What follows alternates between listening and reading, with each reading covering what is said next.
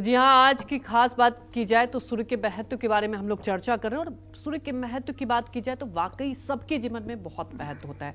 पंडित जी, आपने पहले ही कह दिया कि सूर्य को तो प्राण कहा जाता है, चाहे कोई भी कहीं हो, उनकी उपासना हर कोई करता है। लेकिन अगर हम घरों की बात करें, कुछ ऐसे घर होते हैं जहाँ पे हम देखते हैं सूर्य की रोशनी आती है, तो उनके घर में हेल्थ की बात कर ले, उनकी लाइफ की बात कर ले, कैसी रहती है। लेकिन जिन घरों में नहीं आती है, उनकी लाइफ में क्या रुकावटें आती है, क्या परेशानी आती है, आप बताएं। सूर्य आत्मा का कारक ग्रह है। सामवेद में आता है, ओम चंद्रमा मनसो जातः चक्षो सूर्यो अजायत श्रोताद्वायुश्च प्राणस्य मुखादग्निरजायत। ये चंद्रमा नेत्रों का भी प्रतिनिधित्व करता है और आत्मा का भी प्रतिनिधित्व करता है।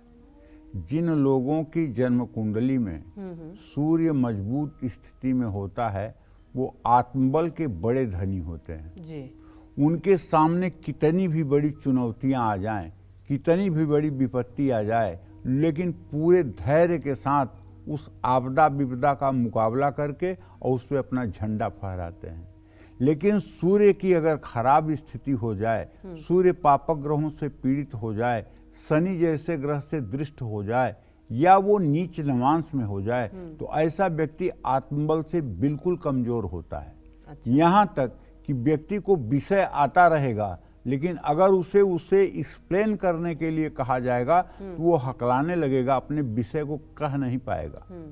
इसलिए किसी के भी जीवन में केवल सूर्य की रोशनी नहीं, सूर्य का उसके जन्म के समय जो प्रभाव पड़ता है, जब गर्भ पिंड से बाहर निकलता है, उस समय जो ग्रहों की स्थिति होती है, उसके आधार पर सूर्य की जो स्थिति होती है, वो मनुष्य को सबल और निर्बल बनाती है। अच्छा पंडित जी, एक और, जैसा कि आपने बताया कि बहुत फर्क पड़ता है। अगर सूर्य मजबूत है आपकी कुंडली में तो आप कुछ भी, लेकिन ये तो हमारे ऊपर डिपेंड है। अगर किसी का नहीं मजबूत है, क्या सूर्य को जल अर्पित करने से मतलब कुछ बदलाव होता है, मजबूती 100% बदलाव होता है। अच्छा। उपासना एक ऐसी चीज है, हाँ। हम कोई बकरी भेड़ थोड़ी हैं कि जो भाग्य में लिखा है वही भोगेंगे। अच्छा। हम तो उपासना करके सब चीजों को बदल सकते हैं। 17 को भगवान सूर्य ने श्यामंतक मणि दी थी। अच्छा। और श्यामंतक मणि का काम होता है कि वो 8 भार रोज सोना देती थी। द्रौपदी को भगवान सूर्य ने अक्षय पात्र दिया था।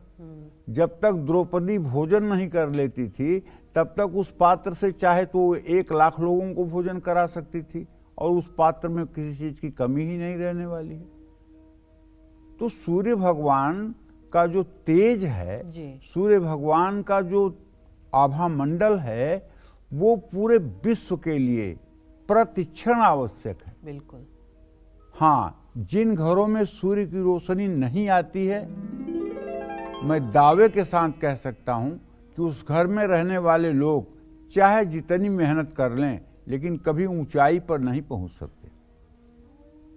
और हर दिन जिस घर में भरपूर मात्रा में सूर्य की रोशनी आती है, उस घर में अगर कोई बड़ा या गंभीर वास्तु दोष न हो, माने अगर ईशान कोण में टॉयलेट न हो और ईशान कोण में सीढ़ियां न हो और साउथ ईस्ट में पानी का स्रोत न हो, तो वहाँ हर समय लोग स्वस्थ रहेंगे और अस्पताल का चक्कर नहीं लगाना पड़ेगा। सूरज की रोशनी तन और मन को दोनों को स्वस्थ रखने में कामयाब है। आजकल लोगों को एक बीमारी बड़ी कॉमन हो गई है, और खास करके शहरों में रहने वाले लोगों की, दर्द की बीमारी। पैर में दर्द, हाथ में दर्द, शरीर में दर्द, ये दर्द की बीमारी कॉमन हो गई है। और अगर आप थोड़ा सा भी समाज के बारे में जानते होंगे तो आप महसूस करिए कि अक्सर लोगों को विटामिन डी की कमी की समस्या आ रही है। ये विटामिन डी सिर्फ और सिर्फ सूर्य की रोशनी से मिलती है।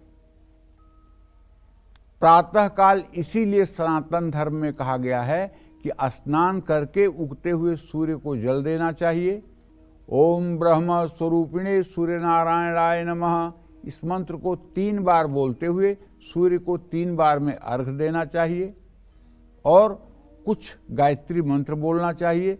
सूर्य की रोशनी में कम से कम 5 मिनट खड़ा होना चाहिए। इससे क्या होता है, जिस घर में सूरज की रोशनी नहीं पहुंचती है वहाँ के लोग भी अगर सूर्य को नित्य अर्घ देना शुरू करें तो काफ़ी वास्तु दोष में कमी आएगी और आपकी सेहत ठीक रहेगी। अगर नहीं ऐसा आप करते हैं तो वहाँ रहने वाले बार बार बीमार पड़ेंगे। जिन घरों में रसोई और बाथरूम में सूरज की रोशनी आती है वहाँ रहने वाले लोगों के जीवन में हर समय सकारात्मक ऊर्जा बढ़ती है। रसोई और बाथरूम में सूर्य की रोशनी आने से घर में पैसों की कभी कमी नहीं रहती है। इसीलिए रसोई को अग्नि कोण में बनाया जाता है। सूरज निकलेगा पूरब से और वो क्लॉकवाइज परिक्रमा करता है, तो जहाँ सूरज निकला 2 घंटे व्यतीत हुए तहाँ सूरज सीधे अग्नि कोण के सीधे में आ जाता है और उसकी रोशनी अग्नि कोण में पड़ने लगती है। और पूरब दिशा में अगर खिड़की है, होना भी चाहिए किचन में पूरब दिशा में खिड़की, तो उस खिड़की से सूरज की रोशनी से पूरा आपका किचन नहाएगा और किचन में छोटे छोटे बैक्टीरिया अगर हैं वो सब सूरज की रोशनी से खत्म हो जाएंगे और वहाँ पॉजिटिविटी आ जाएगी। किचन में काम करने वाली महिलाएं स्वस्थ और हंसती मुस्कुराती नजर आएंगी। किचन में बनने वाला पकवान, किचन में बनने वाला भोजन स्वादिष्ट हो जाएगा। किचन में काम करने वाली गृहिणियां जो है इरिटेट नहीं होंगी, तनाव में नहीं आएंगी, एंजाइटी का शिकार नहीं होंगी। तो सूर्य की रोशनी से ना सिर्फ वास्तु दोष बल्कि ग्रह दोष भी दूर होते हैं। सूर्य की रोशनी घर में आने से आत्मविश्वास बढ़ता है। हमने सैकड़ों लोगों की हस्तरेखा देखी है जिन हाथों में भाग्य रेखा बिल्कुल नहीं है लेकिन वो महान सुखी हैं। उसके पीछे जो मेरा अध्ययन है, मैं अपना अध्ययन बता रहा हूँ। भाग्य रेखा तो यहाँ से शुरू होती है और यहाँ तक जाती है, शनि पर्वत के नीचे तक, या शनि पर्वत के नीचे से समझ करके मणिबंध तक जाती है। तो ऐसा व्यक्ति आजीवन भाग्यशाली होता है।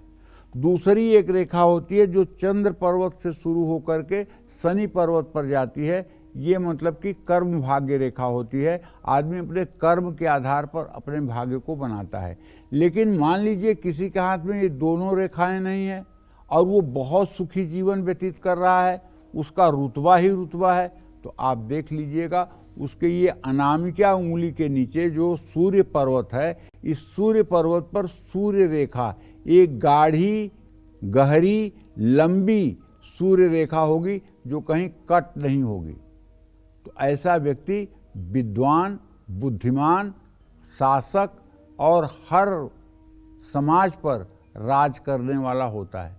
भाग्य रेखा न भी हो, अगर सूर्य रेखा हो तो उस आदमी को कहीं कोई रोकने वाला पैदा नहीं हुआ है। और भाग्य रेखा बहुत हो, सूर्य रेखा न हो या सूर्य रेखा कटी हुई है तो ढाक के 3 पात, कुछ नहीं होने वाला है। हमने इलाहाबाद में एक भिखारी का हाथ देखा। उसने ट्रेन में हाथ डाल करके और हमसे कुछ भिक्षा मांगी। मेरी युवावस्था थी, उस समय मैं 20-22 साल का था और ज्योतिष का अध्ययन ही कर रहा था। मैंने देखा, कहा अरे ये क्या, इतना बड़ा भाग्यशाली भिखारी कैसे हो सकता है। मैंने उससे कहा कि आप अगर ट्रेन में आ जाइए 2 मिनट के लिए तो मैं आपको जितना कहेंगे उतना पैसा दूंगा। वो आ गया। मैंने कहा आपके हाथ में इतनी बड़ी भाग्य रेखा और आप भीख क्यों मांग रहे हैं। तो उसने जो अपनी कहानी बताई वो सुन करके मैं दंग हो गया। और उसके हाथ में सूर्य रेखा नहीं थी। उसने बताया कि मैंने दुश्मनी में अपने एक दुश्मन का गेहूं रखा हुआ था, उसमें आग लगा दी और गेहूं जहां रखा हुआ था उसके ऊपर जो है पीपल का पेड़ था और वो पूरा पीपल का पेड़ जल करके नष्ट हो गया। पीपल के पेड़ के जलने के बाद से ही मेरा पूरा परिवार खत्म हो गया और उसके बाद मेरी सारी जमीन जायदाद बिक गई। अब मैं पिछले 4 साल से भिक्षाटन करके जीवन यापन कर रहा हूँ। ये पीपल के पेड़ के जलने का सारा प्रायश्चित मैं भोग रहा हूँ। तो कहने का आशय यह है कि भाग्य रेखा बहुत हो तब भी परिस्थिति खराब हो सकती है, लेकिन अगर सूर्य रेखा मजबूत हो तो वो सहायक बनेगी।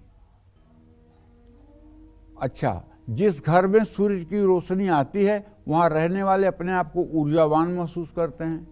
घर में कृत्रिम रोशनी या बल्ब, ट्यूबलाइट पूरे दिन जलते रहने से शरीर पर नकारात्मक प्रभाव पड़ता है।